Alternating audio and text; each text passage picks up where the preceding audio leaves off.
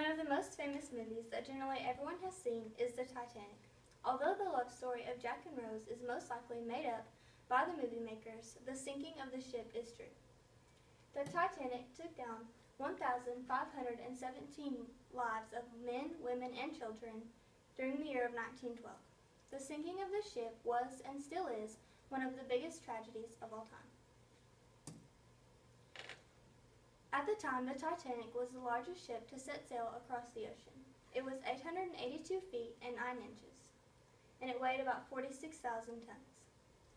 Although the exact number of passengers is said to be unknown, it was somewhere between 2,000 and 3,000.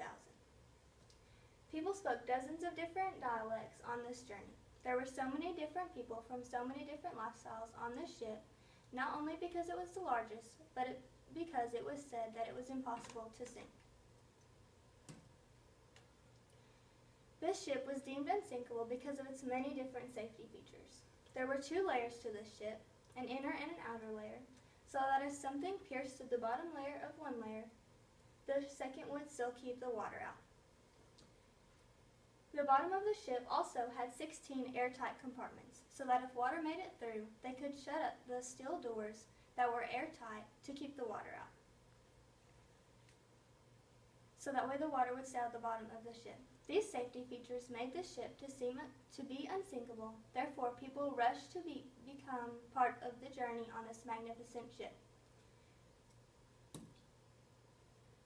The Titanic was filled with beautiful accommodations.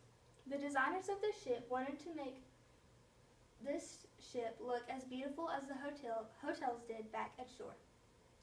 The ship had everything you could ever imagine, from a library to even a barber shop.